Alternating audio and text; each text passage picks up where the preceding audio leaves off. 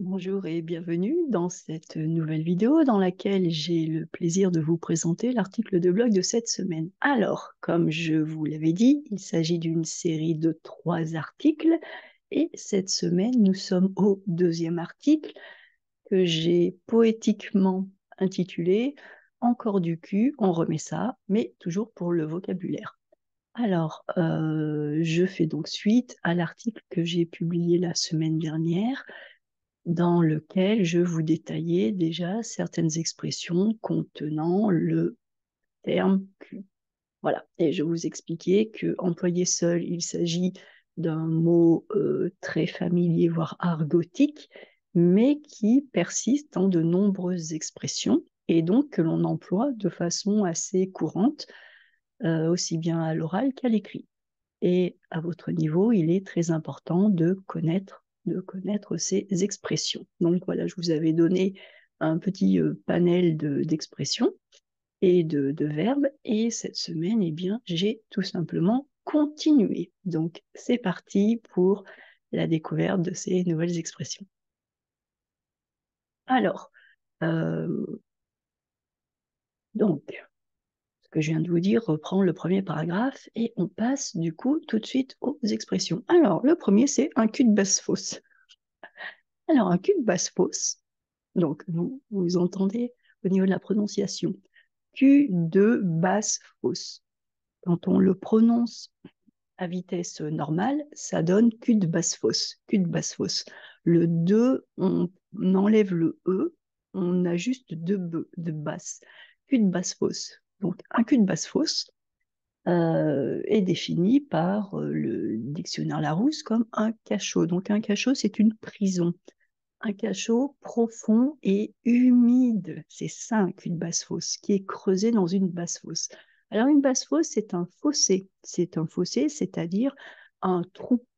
Lorsque l'on conduit sur le bord de la route, il y a un fossé. Et si on sort de la route, quand on est à la campagne, si on sort de la route et que l'on a un accident, on risque de tomber dans le fossé.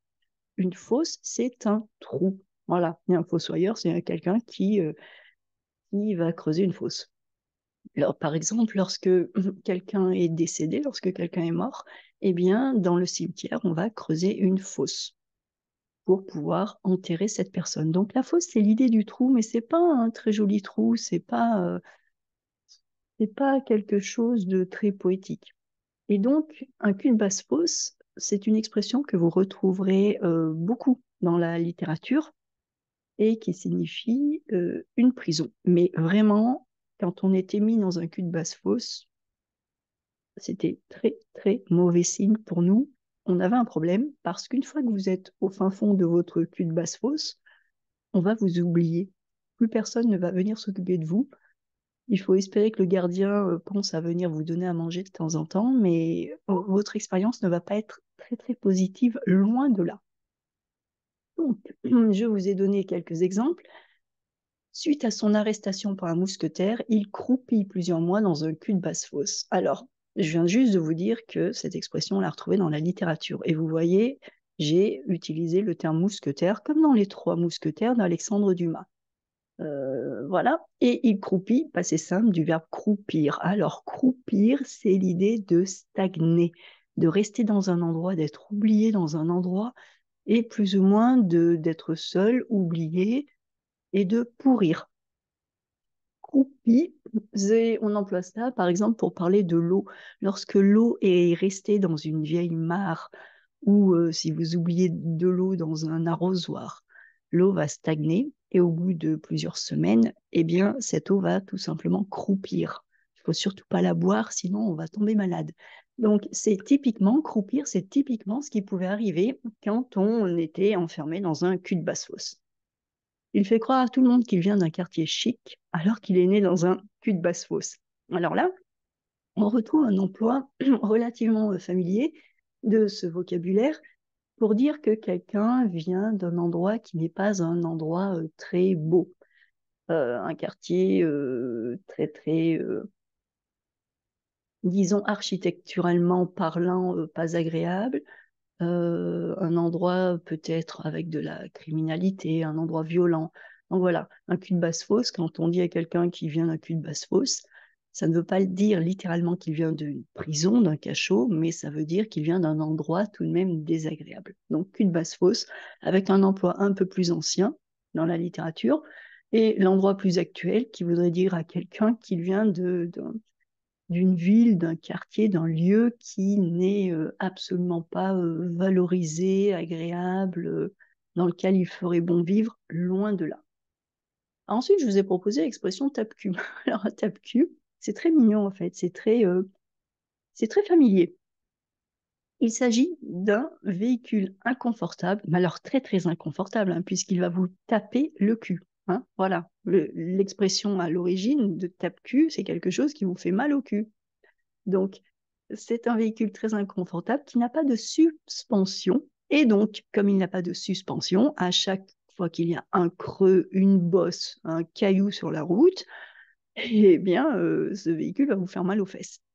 Donc, on est monté dans sa voiture, le trajet a duré 45 minutes, c'était l'enfer. Ce n'est pas une voiture, c'est un tape-cul. Je vais changer la selle de mon vélo, elle est trop inconfortable, c'est un véritable tape-cul. Donc tape-cul, c'est un emploi qui peut être assez ancien, mais on l'utilise également de nos jours d'une façon familière pour dire que ben, non, c'est vraiment pas confortable. Donc vous voyez que tape-cul, on peut l'utiliser également quand on parle de son vélo, hein, pas de problème. Alors, un cul-de-jatte. Un cul-de-jatte, et ça c'est une expression que vous trouverez, je dirais que de nos jours, elle n'est pas forcément politiquement correcte. Je vous la donne parce que on la retrouve en littérature. Et c'est plutôt par rapport aux emplois littéraires que je vous ai donné cette expression. Donc un cul-de-jatte, c'est une personne à qui il manque les membres inférieurs. Et j'ai précisé utilisation ancienne et littéraire. Donc c'est quelqu'un qui n'a plus de jambes. Par exemple, suite à un accident, il s'est retrouvé cul-de-jatte. Il y avait dans la rue un pauvre homme cul-de-jatte qui mendiait. Donc mendier, c'est demander l'aumône, c'est demander à des passants de leur demander de l'argent pour survivre. Un mendiant est une personne qui n'a pas de ressources et qui doit mendier auprès des autres pour avoir un petit peu d'argent ou du pain, des choses à manger. Alors pourquoi est-ce qu'on avait cette expression cul-de-jatte? Eh bien parce qu'une jatte, c'est un pot. Un pot, alors j'ai trouvé un petit peu cette image. Une jatte, c'est un pot qui n'a pas de anse, donc pas de poignée. C'est un pot qui est assez large en terre cuite. C'est un terme un petit peu vieillissant, mais qu'on peut encore trouver dans les recettes de cuisine. Par exemple, dans une recette de cuisine, on vous précisera de mélanger le beurre et le sucre dans une grande jatte. Aujourd'hui, le mot jatte sera très souvent remplacé par le terme saladier ou alors cul de poule, justement. Cul de poule, on l'utilise beaucoup, saladier, on l'utilise, mais une jatte, c'est plutôt le genre de terme que je trouve dans les livres de cuisine de mes grands-mères. Donc aujourd'hui, on ne va pas utiliser ce terme, mais vous voyez à quoi ressemble un saladier, à quoi ressemble une poterie sans poignée, et vous voyez pourquoi cette expression avait été créée à l'époque, d'où elle vient. Voilà. Et c'est ce que je vous dis ensuite, hein. Concernant cette expression, vous comprenez qu'elle est aujourd'hui moins employée, car un petit peu trop triviale, un petit peu trop graphique, on pourrait dire. Une personne cul-de-jatte était donc comparée à un gros bol ou un saladier sans jambes. Alors on utilise, comme je vous l'ai dit, de moins en moins ce terme, mais il est relativement courant en littérature et dans des documents plus anciens. Donc voilà pourquoi j'estime qu'il est à connaître. Si vous tombez sur ce mot cul-de-jatte, il faut le connaître.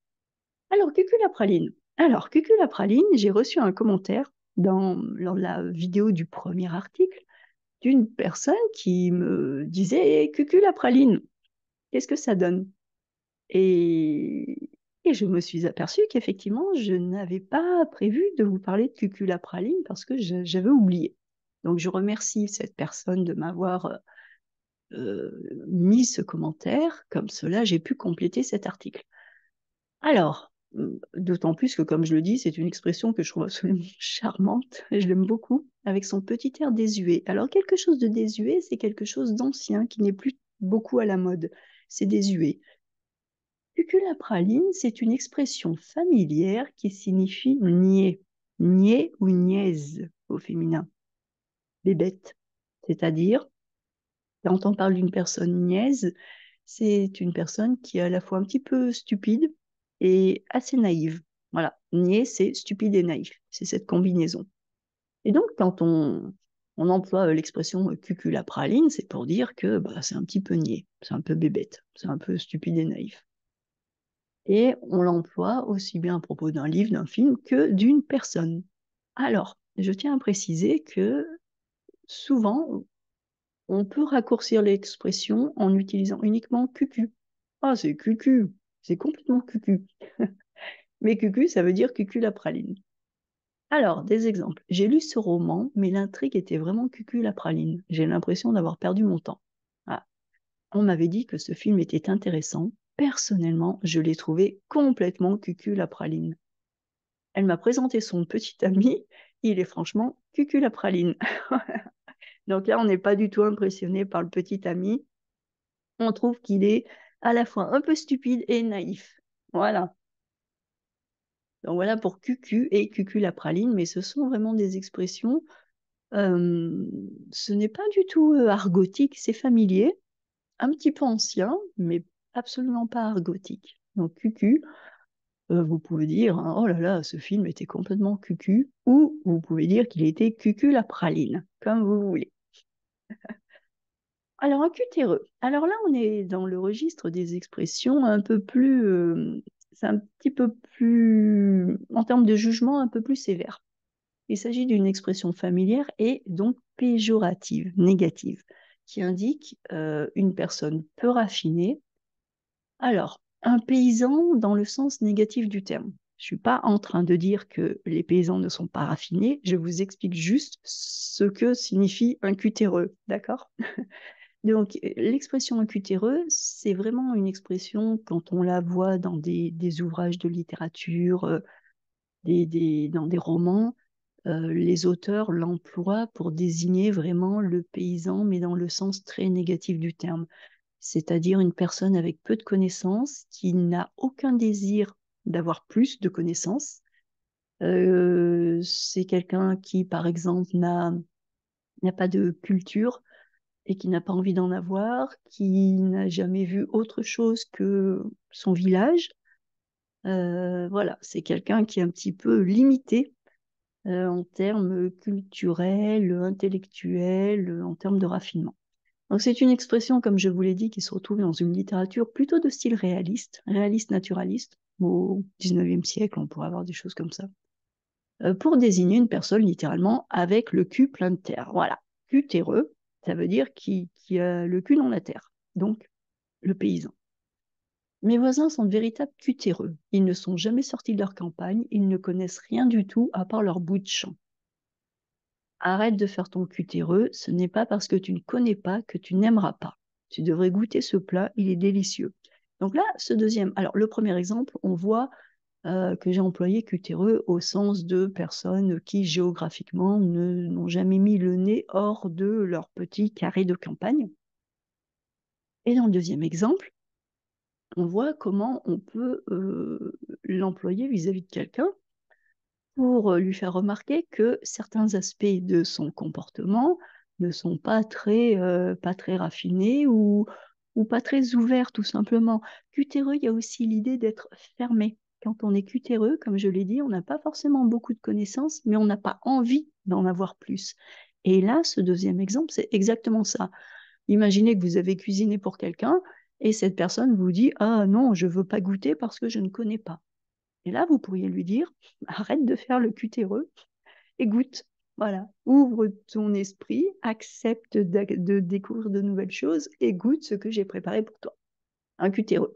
Ah, mais bon, cutéreux, euh, c'est plutôt une expression que je vous donne pour que vous la reconnaissiez, pas vraiment pour que vous l'utilisiez. Parce que il faut savoir face à qui on l'emploie, ça, bon, ça pourrait fâcher.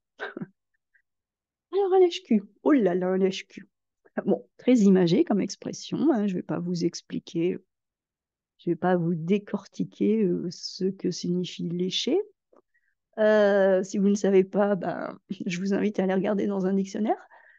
Alors, c'est une expression familière et aussi un peu argotique qui est synonyme d'un lèche-botte. Voilà, un lèche-botte, quelqu'un qui va vous lécher les bottes pour les faire briller, pour que vous soyez content. Un flatteur, quand on parle dans un style un peu plus soutenu, on va utiliser un flatteur. C'est une personne qui flatte, souvent hypocritement, dans l'espoir d'obtenir de la reconnaissance. C'est le propre du flatteur. Le flatteur va vous faire un compliment uniquement parce qu'il espère que ensuite vous vous souviendrez que ce flatteur existe et vous lui donnerez une promotion ou un cadeau. Voilà. Donc un lèche-cul, c'est ça. Un lèche-cul.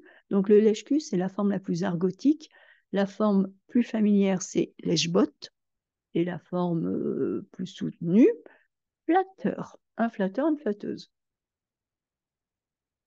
Mais quel lèche-cul celui-là? Dès que notre supérieur propose quelque chose, il s'empresse de dire que c'est très bien, que c'est une excellente idée et qu'on ne pourrait pas faire mieux.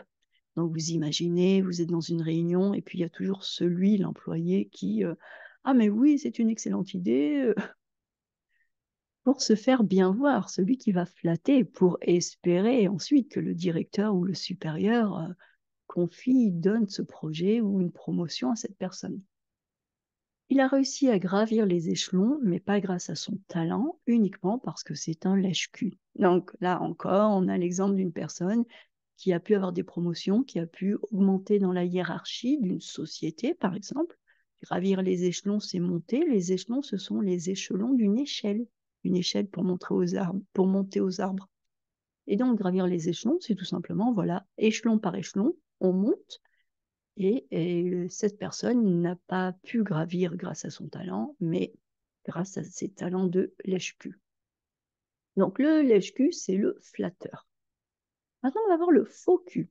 Alors, le faux cul, lui, c'est l'hypocrite. Donc, attention, le lèche-cul va vous dire que vous êtes merveilleux pour obtenir une récompense, pour obtenir un avantage.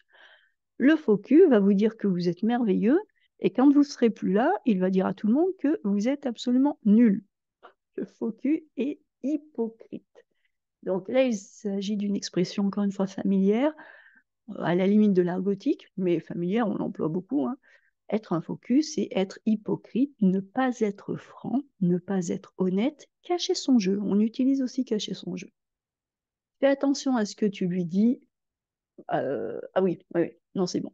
Fais attention à ce que tu lui dis face à Pierre, c'est un véritable faux cul, il ira tout répéter à notre patron. Donc là, on imagine plusieurs personnes et on me dit, par exemple, à moi, de faire attention à ce que je dis à, mettons, à Julie, lorsqu'il y a Pierre, parce que Pierre est un véritable faux cul qui ira répéter la conversation que moi j'ai avec Julie, qui ira la répéter à notre patron. Donc Pierre fera semblant d'être intéressé par notre patron, mais en réalité, il ira nous dénoncer si jamais on a dit quelque chose, la moindre critique, par exemple. Quel faux cul! Il a prétendu avoir adoré ce film alors qu'il déteste les acteurs et le réalisateur. Donc là encore, on est typiquement face à un hypocrite qui dit « Ah, mais ce film était merveilleux, je l'ai adoré », et puis en fait, il l'a détesté. Alors, avoir du cul. Qu'est-ce qui nous arrive quand on a du cul? Eh bien, il s'agit d'une expression argotique très très familière, hein, limite argotique familière, synonyme d'avoir de la chance, tout simplement. Ah, quand on a du cul, on a de la chance. Il a vraiment du cul. À chaque fois qu'il passe un examen, il ne révise que la moitié des cours et les questions tombent sur ce qu'il a travaillé. Quel cul il a eu. Son vélo n'avait plus de frein, mais il a réussi à s'arrêter sans se faire mal. Donc voilà, là, avoir du cul, c'est typiquement avoir de la chance. Donc attention, hein, donc on a notre lèche-cul, notre faux cul, et on a celui qui a du cul. 3 situations différentes. Et quand on a du culot, eh ben, quand on a du culot, c'est pas tout à fait comme quand on a du cul. Quand on a du cul, on a de la chance. Quand on a du culot ou quand on est culotté, alors encore une fois, expression très familière, pas argotique, familière. Et cette fois-ci, cette expression signifie oser. Synonyme, ne pas avoir froid aux yeux. On va dire d'une personne qu'elle n'a pas froid aux yeux. Il n'a pas froid aux yeux. Vous n'avez pas froid aux yeux. Ils n'ont pas eu froid aux yeux. Vous ne devriez pas avoir froid aux yeux. Donc l'expression ne pas avoir froid aux yeux, ça veut dire oser faire des choses. Et l'expression familière, avoir du culot, être culotté. J'attendais 2 minutes dans la file et ce monsieur est arrivé, il est passé devant moi. Mais quel culot! Donc ça, c'est le truc qui est très énervant hein, quand on est à la caisse d'un supermarché ou en train de faire la queue à la poste et puis quelqu'un arrive et il nous passe devant. Ce sont les gens culottés. Il m'a répondu que mon projet ne l'intéressait pas et que mes idées étaient mauvaises. Il est vraiment culotté. Voilà. Il est culotté parce qu'il a osé me dire ça alors que je suis son supérieur hiérarchique. Et normalement, il aurait dû me le dire quand même d'une autre façon. Donc, voilà, pour culot et culotté, faites bien attention. Si vous employez culot, c'est le nom, vous êtes obligé d'employer le verbe avoir. On a du culot. On n'en a pas un, on n'en a pas des, on en a du. On a du culot. Et si vous voulez employer la forme culotté, vous utilisez être. Être culotté, que vous allez donc accorder. Si c'est une fille qui est culottée, vous mettrez un E. Alors, avoir le cul bordé de nouilles. Alors, avoir le cul bordé de nouilles, c'est l'explication, parce que vous pensez bien que quand on fait un article dont le thème est le cul, trouver une photo, c'est pas très facile. Enfin, une photo acceptable. Et donc, j'ai trouvé cette photo et je me suis dit que, au départ, peut-être que vous ne comprendriez pas. Tout à fait, hein, je vous l'accorde, mais en fait, c'est par rapport à cette expression avoir le cul bordé de nouilles. Donc là, je vous ai trouvé des nouilles. Des nouilles, ce sont des pâtes en français. Voilà. Des nouilles, des pâtes. Donc, quand on a le cul bordé de nouilles, c'est ici, c'est une expression familière qui signifie avoir de la chance. Waouh! Avoir de la chance. Avoir le cul bordé de nouilles. Cela fait 5 fois qu'il a un accident de voiture et à chaque fois, il s'en sort totalement indemne. Il a vraiment le cul bordé de nouilles. Il a de la chance. Tu devrais jouer au loto ce soir, toi qui as le cul bordé de nouilles, tu vas sûrement gagner. Ben voilà, joue au loto, tu vas gagner des millions d'euros parce que tu as le cul bordé de nouilles, tu as de la chance. Donc, c'est une expression familière qu'on emploie pas mal. Hein. À l'oral, vous allez l'entendre, oui, on l'emploie. Il a le cul bordé de nouilles. Alors, être sur le cul. Alors, quand on est sur le cul, alors on peut être physiquement sur le cul parce qu'on est tombé par terre, mais justement, c'est connecté à ça. C'est une expression qui est familière, limite argotique. Hein. Donc, faites attention à qui vous le dites. Vous n'allez pas dire à votre professeur waouh, j'étais sur le cul. Non, vous allez l'utiliser avec vos amis. Donc, c'est voilà, hein, c'est très familier, limite argotique, signifie être très étonné, comme si vous aviez une énorme surprise qui vous avait fait reculer et en reculant, vous étiez tombé sur les fesses. Donc, être très étonné, être stupéfait, ébahi, abasourdi. Voilà, la stupéfaction, l'ébahissement. Donc, il m'a annoncé qu'il divorçait. Cette nouvelle m'a laissé sur le cul. Alors, vous voyez, on peut dire, hein, on peut dire cette nouvelle m'a laissé sur le cul, cette nouvelle m'a mis sur le cul. Voilà. Bon, on peut dire, eh ben, j'ai été sur le cul. Il m'a annoncé qu'il divorçait et j'ai été sur le cul. L'annonce de sa disparition est un véritable coup de tonnerre, cela nous a tous laissés sur le cul. J'ai appris qu'il avait obtenu la promotion que tout le monde voulait, je suis sur le cul. Hein, ça, on l'entend assez souvent, waouh, je suis sur le cul, au lieu de dire je suis très étonné, je suis stupéfait. Non, on va dire je suis sur le cul. Donc voilà, être sur le cul, c'est être étonné. Alors, un cul de bouteille. C'est joli un cul de bouteille. Donc le cul de bouteille, littéralement, à la base, c'est le fond de la bouteille, tout en bas. Et le fond de la bouteille, c'est assez solide. Et donc, c'est du verre assez épais. Si vous vous amusez à essayer de regarder à travers un cul de bouteille, vous n'allez pas voir grand-chose. Et donc, d'une façon plus familière et imagée, on emploie cette expression également pour parler d'une personne qui a une très mauvaise vue et qui porte des lunettes dont les verres sont très épais. Voilà. Donc, on dira, ce ne sont plus des lunettes, ce sont des culs de bouteille. On dira, ah bah lui, il a 2 culs de bouteille. Ah oui, il a 2 culs de bouteille, ça veut dire une paire de lunettes dont les verres sont très épais parce qu'il a une très mauvaise vue. Voilà, cul de bouteille. Donc ça, c'est très familier. Mais c'est quelque chose que vous pourriez rencontrer. Il faut savoir que quand on dit que quelqu'un a des culs de bouteille, c'est pas qu'il se promène avec des bouteilles dans la main, c'est qu'il a une mauvaise vue et il a des lunettes très épaisses. Donc voilà pour tout tout ce que j'avais à vous dire. Je finis en vous disant qu'effectivement, l'argot, ça fait partie de la langue, surtout à un niveau avancé.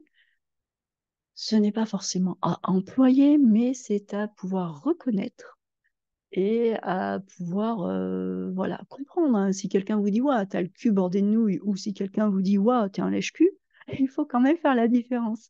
Dans un cas, il vous fait une sorte de compliment en vous disant tu as de la chance, dans l'autre cas, il vous critique. Donc, sans vous-même répondre d'une façon argotique, il faut pouvoir dire bah non, je ne considère pas être un lèche-cul parce que ceci, parce que cela. Voilà, donc dans la vie de tous les jours, c'est quelque chose qui va vous aider. Et puis, ça va vous aider également par rapport à des textes. Ce sont des choses qu'on rencontre dans les textes, dans des articles de presse et beaucoup dans la littérature. Donc, il faut y connaître. Donc voilà, j'espère que cela vous aide à progresser. Et comme d'habitude, eh bien, si vous voulez progresser encore plus, eh bien, venez nous rejoindre dans le cours de perfectionnement. Vous allez sur sandrinescoffier.com/apprendre et vous accédez au cours de perfectionnement. Quand vous achetez ce cours de perfectionnement, vous avez accès aux toutes les archives de 2022. Et comme nous sommes au mois de novembre, si vous l'achetez maintenant, eh bien, vous bénéficiez de la fin de 2023 et vous aurez également tout 2024. Ça vous fera 3 années de cours, ce qui est absolument énorme. Et donc voilà, là, novembre, nous traitons l'actualité de la société de consommation et en plus le roman de Georges Perec, Les choses. Donc à chaque fois, j'ajoute des choses. Chaque mois, je change de sujet. Chaque mois, je choisis un sujet dans l'actualité. Et à l'aide de documents authentiques, nous l'étudions. Vous avez des textes, des vidéos, des exercices, des explications, des leçons en vidéo. Enfin bref, vous avez tout ça. C'est tout ce qu'on a fait en septembre. Voilà. En octobre, je veux dire, puisque septembre, c'est là. C'était sur la rentrée et la crise dans l'enseignement. Donc, encore une fois. Et tout ça, ce sont des choses que j'ajoute chaque semaine. Donc, vous avez un cours en autonomie et en même temps, vous avez un cours qui est vivant. C'est-à-dire que vous avez le meilleur des deux mondes. Vous travaillez quand vous voulez, au rythme qui vous intéresse, les jours où vous voulez. Vous pouvez choisir les thèmes que vous voulez. Et en même temps, vous savez que c'est un cours qui est constamment mis à jour. Vous avez accès aux archives, vous savez que vous avez accès à des choses de 2022, mais il y a du vocabulaire et il y a des thèmes qui sont toujours d'actualité. C'est bon d'aller les voir. Mais en même temps, vous savez ce qui se passe en France fin 2023, vous saurez ce qui se passera en France en 2024, et chaque mois, vous aurez accès à un nouveau thème. Donc vraiment, si vous voulez progresser, eh bien, je vous encourage à venir nous rejoindre là, dans le cours de perfectionnement. Et en attendant, eh bien, je vous souhaite une excellente fin de semaine. Non, pas du tout, on est mardi, donc une excellente semaine. Vous voyez, je vais aller me coucher.